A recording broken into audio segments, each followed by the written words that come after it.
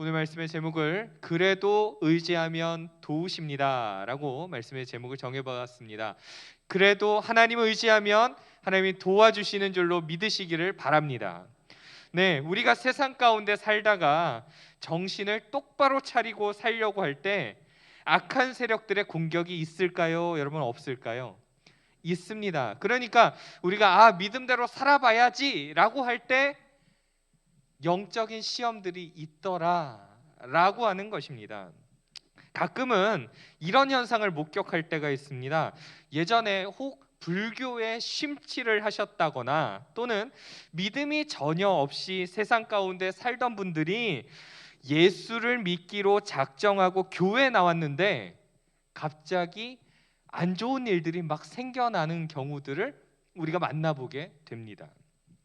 영적인 시험이 찾아오는 거죠. 그래서 안 좋은 일들이 막 생기고 불화가 생기는 것들을 우리가 보게 되는데, 그런 일들을 볼 때 거기서 믿음을 포기해버리면 다시 세상을 향해 나아갈 수밖에 없다라고 하는 거죠. 우리의 신앙도 마찬가지입니다. 말씀을 통해서 은혜 받고 다시 새롭게 결단하려고 할 때 우리가 받은 은혜를 쏟아지게 하기 위하여서 좋지 않은 일들이 발생될 때가 있는 것입니다. 왜 이상하게 수련회만 갔다 오고 나면, 은혜 잔뜩 받고 나면 갑자기 영적인 막 불화들이, 일들이 생겨나서 받은 은혜를 다 쏟아버리게 만드는 경우들을 가끔씩 만나보게 됩니다.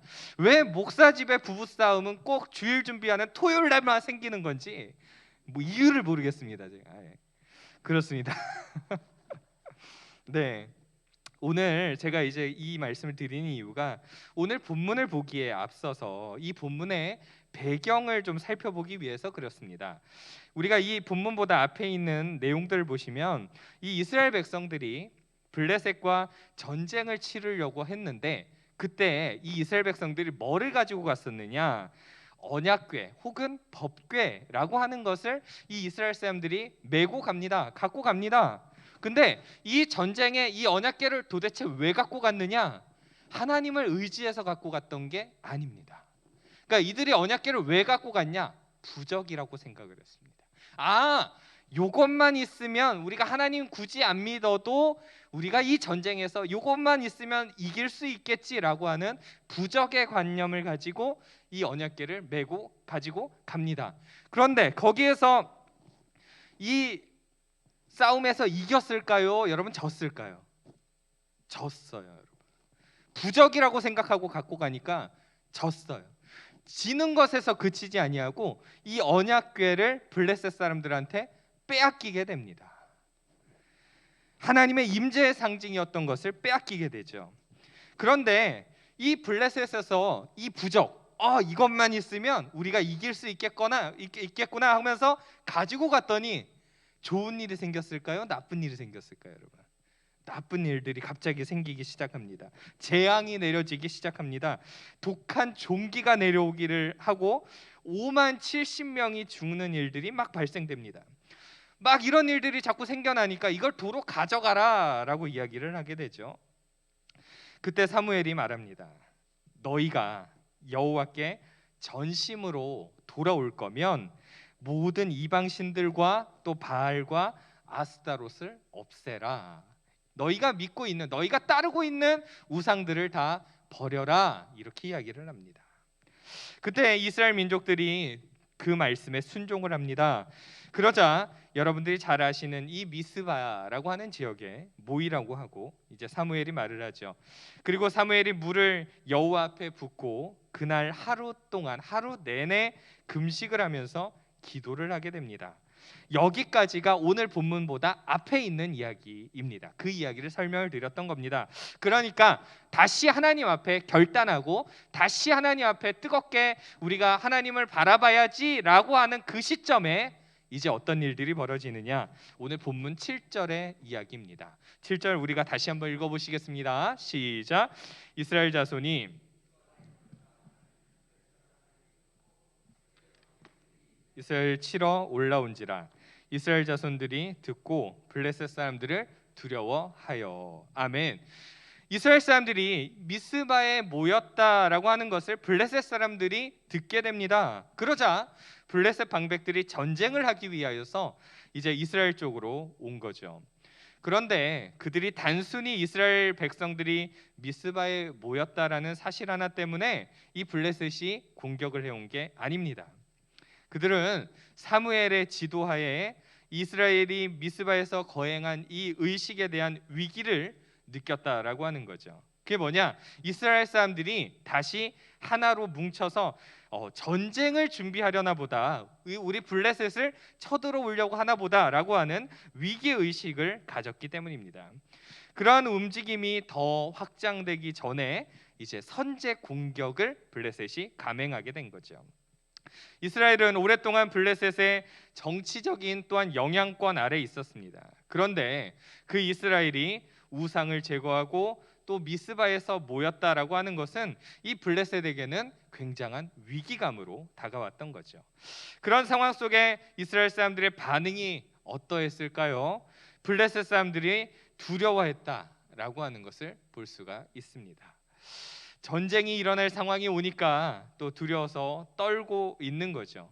게다가 당시에는 청동기에서 또 철기 시대로 넘어가는 시기였지만 이 이스라엘은 조직화된 군대가 없었고 또 철제 무기조차 없었던 반면에 이 블레셋은 강력한 철병거와 또 군대를 가지고 있었기 때문에 이 같은 반응을 보일 수밖에 없었다. 그러니까 여러분 생각해 보십시오. 블레셋이 쳐들어왔는데 블레셋은 철로 만든 무기들을 가지고 있었는데 이스라엘은 아무것도 없었다라고 하는 의미입니다. 군대조차도 제대로 꾸려지지 않았다라고 하는 거죠.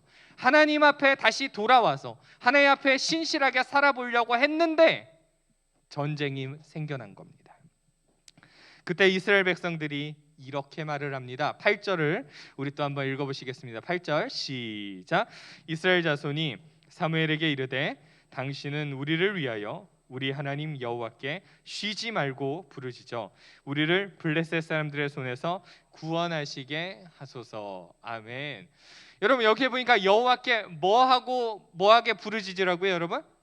쉬지 말고 부르짖어라고 기록합니다. 이들이 지금 누구를 강하게 의지하고 있습니까? 여호와 하나님을 의지하고 있습니다. 그리고 사무엘에게 부탁하고 있죠. 우리 하나님 여호와께 쉬지 말고 부르짖어. 여기서 부르짖어라고 하는 이 원어적인 이 표현은 통곡하면서 크게 부르짖는 것을 의미하고 있습니다.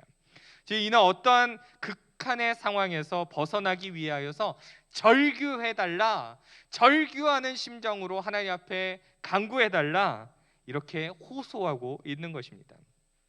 그러므로 이들이 얼마나 간절하게 하나님을 찾고 있었는지를 우리가 확인해 볼 수가 있습니다. 하나님을 잘 믿어보겠다고, 하나님을 잘 섬겨보겠다고 했으나 위기는 찾아올 수 있습니다. 심지어 이들에게는 또 죽음의 공포까지도 찾아오게 되었던 것입니다. 그래서 여러분 9절에 보면 이런 내용이 등장하고 있습니다. 우리 9절도 한번 읽어보실까요? 시작. 사무엘이 젖 먹는 어린 양 하나를 가져다가 온전한 번제를 여호와께 드리고 이스라엘을 위하여 여호와께 부르짖음에 여호와께서 응답하셨더라. 아멘. 여호와께서 뭐 하셨다고요? 응답하셨더라. 여러분 이것을 우리가 좀 기억해 봐야 됩니다. 사무엘이요 이제 결단을 합니다. 젖 먹는 어린 양 하나를 가져다가 온전한 번제를 드리게 됩니다. 여기서 어린 양은 태어난 지 최소한 7일 이상 된 양입니다. 사무엘이 성숙하지 아니한 어린 양을 희생 제물로 택한 이유가 여러분 무엇일까요? 우상을 제거한 이스라엘이 순결한 어린 양처럼 새롭게 다시 태어난다라고 하는 것을 상징하고 있습니다. 그렇게 사무엘은 온전한 번제를 여호와 앞에 드립니다. 특별히 이 번제라고 하는 제사는 전적인 헌신을 또한 의미하고 있습니다.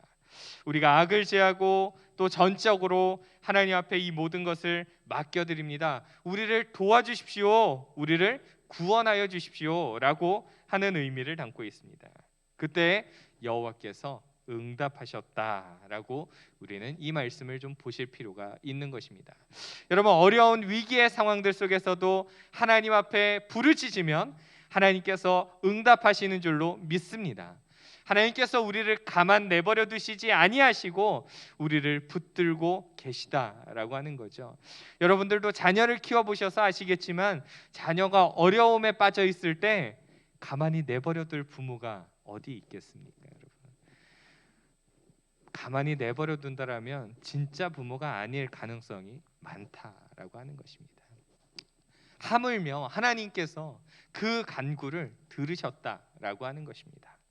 그것이 우리 10절의 이야기죠. 10절의 말씀 우리 또 한번 읽어보실까요? 시작. 사무엘이 번제를 드릴 때 블레셋 사람이 이스라엘과 싸우려고 가까이 오매 그날에 여호와께서 블레셋 사람에게 큰 우레를 발하여 그들을 어지럽게 하시니 그들이 이스라엘 앞에 패한지라. 아멘.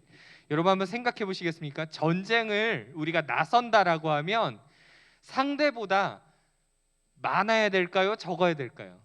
많아야 돼요. 무기는요? 상대보다 좋아야 돼요? 나빠야 돼요, 여러분? 좋아야 돼요. 그러니까 이 블레셋 사람들은 지금 전쟁의 준비를 다 갖추어서 이 정도면 우리가 이길 수 있어 라고 생각을 하면서 이 전쟁에 참여하게 되었다라고 하는 것입니다. 그런데 여러분, 이 10절을 자세하게 묵상해 보면 이것이 얼마나 생생하게 표현하고 있는지 모릅니다. 미스바에 큰 무리가 집결을 했죠. 이스라엘 백성들이 바알과 아스타롯의 우상들을 타파하기로 결심했습니다. 그들이 금식하며 회개하여 열기가 한창 뜨거울 때입니다. 블레셋의 침략 소식을 듣고 또 두려워하는 상황입니다. 또 제단에는 하나님께 번제로 바친 어린 양이 계속해서 불타고 있습니다. 사무엘은 전심전력으로 여호와께 부르짖고 있었습니다. 이때 미스바 산지 바로 아래에는 이미 철 무기로 중무장한 블레셋 군대가 이스라엘 백성들의 집결 장소를 향해서 서서히 접근해 오고 있었습니다. 다른 어느 곳으로도 도망칠 데도 없는 이스라엘은 이 막강한 군사력의 블레셋 군대에 의해서 몰살의 위기에 처할 수밖에 없는 절체절명의 순간을 맞이하고 있었습니다. 그 상황 속에서 이스라엘이 바랄 수 있는 것은요, 오직 하나님의 도우심 뿐이었다라고 하는 겁니다. 정말 어딘가에 손 내밀 곳도 없고 우상도 다 버렸고요, 여러분. 여기에서 이들이 의지할 만한 분이 누구밖에 없었냐? 여호와 하나님밖에 없었다라는 것입니다. 바로 그 순간에 하나님께서요, 저기 지금 색깔에 입혀본 걸 보면 하나님이 뭐를 보내셨어요? 큰 우레를 발하여 그들을 어지럽게 하시니 이렇게 기록하고 있죠. 하나님께서 그 이스라엘 민족의 기도 가운데, 간절한 기도 가운데 이 우레로 응답하신 줄로 믿으시기를 바랍니다. 여러분, 할렐루야. 정말 큰 우레를 발하여서 그들을 어지럽게 하셨습니다. 하나님께서는요, 금식하고 또 회개하며 우상을 버리고 하나님만을 섬기기로 결심하는 이스라엘 백성들을요, 버려두지 않았습니다. 내버려두지 않았어요. 오히려 그들을 구원하셨습니다. 특별히 이 큰 우레라고 하는 이 원어의 표현을 보면 직역을 하면 큰 소리인데 이처럼 큰 우레는 블레셋 군대를 쳐부수는 하나님의 무기로 사용되었다라고 하는 것입니다. 여기서 큰 우레는 단순한 소리에 불과하지 않고 엄청난 번개로 블레셋 군대를 내리침으로 수많은 사람이 불타 죽는 무서운 광경도 함께 보았을 것입니다. 그러니까 여러분 한번 상상해 보시겠습니까? 자기네 군대가 막 가고 있는데 갑자기 하늘로부터 천둥과 함께 내리치는 이 번개로 인하여서 많은 사람들이 죽게 되자 이제 오히려 블레셋 족속이 두려움에 떨게 되고 또 혼비백산하여서 도망가기에 바빴다는 것입니다. 어지럽게 되었다는 것입니다. 하나님의 기적이 이 가운데 일어난 거죠. 이스라엘 사람들의 사기가 어떠했을까요? 하나님이 지금은 우리와 함께하고 계시는구나. 하나님이 저들에게 우레를 내리셔서 천둥과 번개를 내리셔서 막 저 사람들이 막 혼잡해지고 있는 그 모습을 보니까 사기가 막 올라가기 시작합니다. 그래서 11절을 한번 보시겠습니까? 11절 한번 또 같이 읽겠습니다. 시작. 이스라엘 사람들이 미스바에서 나가서 블레셋 사람들을 추격하여 벳갈 아래에 이르기까지 쳤더라. 아멘. 이스라엘 사람들은요, 대단한 무기도 없었어요. 그런데 어찌 블레셋 사람들을 추격하여서 벳갈 아래까지 칠 수 있었을까요? 이미 이것은 번개로 큰 피해를 입은 블레셋이 이미 사기를 잃어버렸기 때문입니다. 그래서 막 도망가고 있는 상황이죠. 이스라엘 사람들은 그 순간 누가 돕고 있다라고 생각을 했을까요, 여러분? 하나님이 돕고 계셨다라는 것을 믿었다는 거죠. 하나님이 지금 우리와 함께하고 계시는구나. 이 전쟁에 우리가 싸우는 게 아니라 누가 싸우신다고요? 하나님이 싸우고 계시는구나. 이걸 느꼈다는 것입니다. 하나님이 돕고 계시는 현장을 눈으로 직접 보게 된 거죠. 그러니까 이 이스라엘 민족들은 사기가 하늘을 찌를 수밖에 없었던 것입니다. 이스라엘 백성들은 훈련받은 군사들이 아니죠. 그럼에도 불구하고 또 용기 백배하여서 블레셋을 추격하고 또 치게 된 것입니다. 특별히 이 사건에는 큰 의미가 있습니다. 왜냐하면 이 이스라엘 민족은 사사기 16장을 끝으로 다른 민족과의 전쟁에서 이겨본 적이 없습니다. 그러니까 사사기 16장을 끝으로 다른 민족하고 싸웠는데 한 번도 이겨보지를 못했어요. 그 가운데 블레셋에게 고통당하고 있던 이 사람들이 근 40년 만에 처음으로 블레셋 군대와 싸워서 이겼다는 것입니다. 당시에 블레셋은 철병기를 소유하였을 뿐만이 아니라 조직화된 군대를 가졌습니다. 그러나 이스라엘은 사울 왕정 시대까지도 철제 무기조차 가지지 못했다는 거죠. 게다가 철제 농기구를 만드는 일까지도 블레셋으로부터 기술을 제공받고 또 통제를 받아야 하는 그런 형편이었습니다. 따라서 전투력이 그들과 상대가 되지 못하였다라고 하는 거죠. 그러하기에 이 전쟁은 하나님의 도우심이 아니면 절대 이길 수 없는 그런 전쟁이었다는 것입니다. 그런데 그 싸움에서 승리했다는 것은 우리에게 큰 도전을 줍니다. 12절을 우리가 한 번 더 읽어보시겠습니다. 12절 시작. 사무엘이 돌을 취하여 미스바와 센 사이에 세워 이르되 여호와께서 여기까지 우리를 도우셨다 하고 그 이름을 에벤에셀이라 하니라. 아멘. 여러분들이 너무 참 잘 아시는 단어가 여기에서 딱 등장을 하죠. 에벤에셀. 이것은 명명되어진 돌 이름입니다. 구약 성경에서도 보시면 돌을 취하여 세우는 일은 아주 특별한 사건을 후대까지 기념하게 하기 위하여서 이렇게 목적을 가지고 돌을 세우죠. 대표적인 예가 창세기 31장에서 야곱과 또 삼촌 라반이 언약을 맺습니다. 그리고 돌을 세워서 라반은 여갈사 하두다, 야곱은 갈르엣이라고 부르면서 돌을 세웠다는 일이 있죠. 마찬가지로 이들은 이 기념할 만한 엄청난 하나님이 주신 승리 가운데 돌을 세우게 됩니다. 돌의 이름을 에벤에셀이라고 짓죠. 그 에벤에셀의 뜻이 제가 색깔을 입혀놨는데 한번 같이 읽어보실까요? 색깔만 시작. 여호와께서 여기까지 우리를 도우셨다. 아멘. 이 에벤에셀의 돌의 이름의 뜻이 뭐냐? 여호와께서 여기까지 우리를 도우셨다. 이러한 뜻입니다. 하나님께서 여러분 얼마나 이들과 함께 하셨기에 이런 놀라운 일들이 벌어졌을까요? 그러면서 이들이 하나님 앞에 얼마나 또 감사했을까요? 패잔병과 같고 또 오합지졸과 같은 그들이 하나님을 온전히 의지하기로 작정하니까 기적이 일어난 것입니다. 사실은 이미 지금 지고도 남을 싸움에서 승리하게 되었다라고 하는 거죠. 게다가 그 다음에 또 놀라운 일들이 일어나게 됩니다. 13절도 우리 같이 한번 읽어보실까요? 13절 시작. 이에 블레셋 사람들이 굴복하여 다시는 이스라엘 지역 안에 들어오지 못하였으며 여호와의 손이 사무엘이 사는 날 동안에 블레셋 사람을 막으심에. 아멘. 여기에 보시면 블레셋 사람들이 굴복하였다라고 기록합니다. 이스라엘 백성들 앞에 굴복했다라고 기록하고 있습니다. 누가 봐도 질 수밖에 없는 싸움이었는데 이제 블레셋이 이스라엘에게 굴복했다라고 표현합니다. 원어의 표현을 보면 그리고 그들은 스스로 굴복하였다라고 기록합니다. 이것은 미스바의 패전 이후에 블레셋이 더 이상 이전처럼 이스라엘과의 전투에서 승리할 수 없었다라는 의미입니다. 예전에는 싸우면 블레셋이 이기고는 했는데 이제 그 세력이 점점 약화되었다라고 하는 거죠. 그러므로 사무엘이 사사로 있는 기간 동안에 이스라엘은 블레셋에게 빼앗겼던 많은 성읍들을 도로 회복할 수가 있었습니다. 이어서 여호와의 손이 블레셋 사람들을 막으심에라고 기록하고 있죠. 그래서 이것은 미스바 전투 이후에도 블레셋의 공격이 계속해서 있었다라고 하는 이야기입니다. 그러나 그때마다 하나님께서 친히 이 블레셋의 공격을 막아주셨기 때문에 이스라엘은 평화를 누릴 수 있었다라는 의미입니다. 하나님을 온전히 의지했던 이스라엘은 이와 같은 은혜를 입을 수 있었던 것입니다. 그리고 이스라엘은 빼앗겼던 성읍들도 다 되찾게 됩니다. 그게 14절에 등장하는 이야기인데요. 14절도 한 번 더 읽어보시겠습니다. 시작.